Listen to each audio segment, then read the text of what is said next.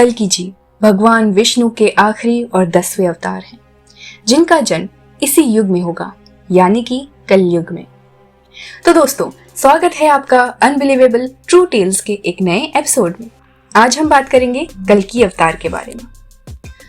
दोस्तों, जब जब इस संसार में बड़ी बड़ी कठिनाइयां आई हैं, तब तब भगवान विष्णु ने इस दुनिया में अवतरित होकर संसार का उद्धार किया है। अब चाहे सत्युग में मत्स्य अवतार की बात करें, त्रेता युग में श्री राम के अवतार की, द्वापर युग में श्री कृष्ण की और घोर कलयुग में होने वाले कल्कि अवतार की, जब जब पाप बढ़ा है, तब तब भगवान विष्णु ने अलग अलग गुणों के साथ इस संसार में अवतार धारण किया है और बुराई का अंत किया है।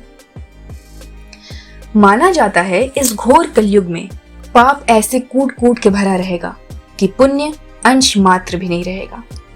तब भगवान कल्कि 64 गुणों के साथ अवतरित होंगे और राक्षस कली का अंत करेंगे। पुराणों के अनुसार ये जो राक्षस कली है, कहते हैं ये अपने आप में ही बहुत ज्यादा बलवान होगा। राक्षस कली के अंदर रावण से भी 100 गुना ज्यादा बल होगा।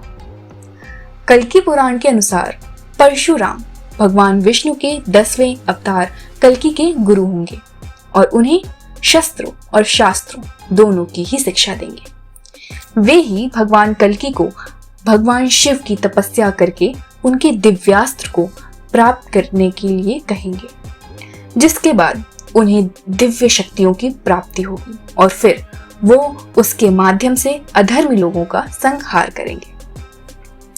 कल्कि पुराण के अनुसार कल्कि अवतार का जन्म संभल नामक ग्राम में होगा और उनके माता पिता का नाम सुमति और विष्णु यश होगा, जो धर्म कर्म में ही अपने दिन बिताएंगे।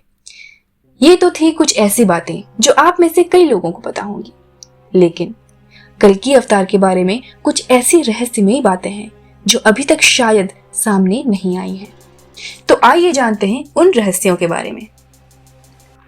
पहला, कल्कि अवतार भगवान विष्णु का एकमात्र ऐसा अवतार है जिनके जन्म लेने से पहले ही उनकी जयंती मनाने जाने लगी है।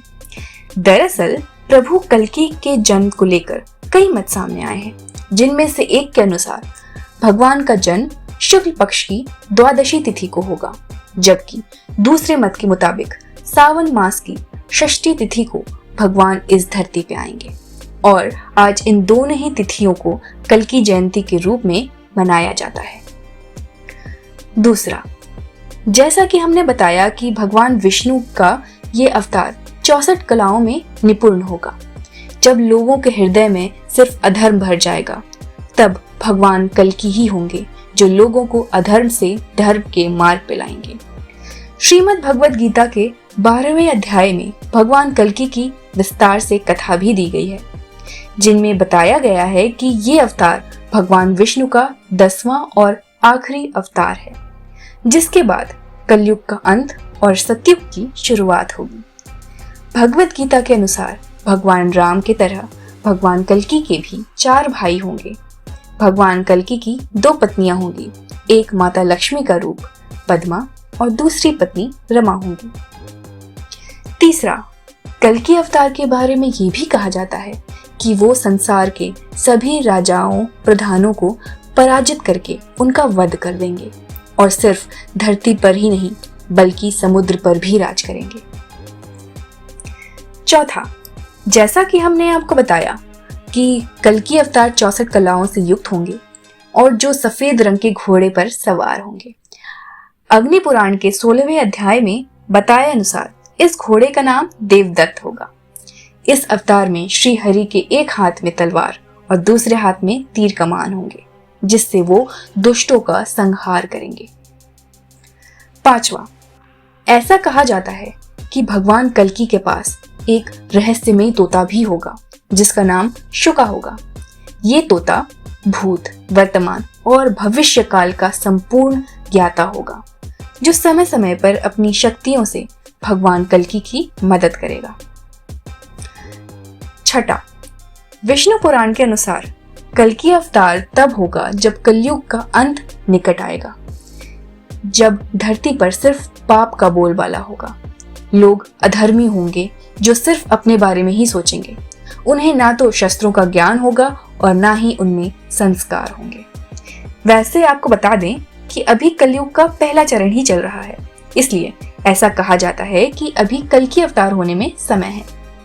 लेकिन कुछ लोग ऐसे भी हैं जो ये दावा करते हैं कि भगवान के कल की अवतार का जन्म हो चुका है जी, और प्रभु कुछ समय के बाद सभी के सामने आएंगे। 7वां, जैसा कि आप जानते हैं कि सनातन धर्म में काल चक्र को 4 युगों में विभाजित किया गया है और द्वापर युग में जब श्री कृष्ण बैकुंठ लौट गए तब धरती पर कलयुग की शुरुआत हुई थी।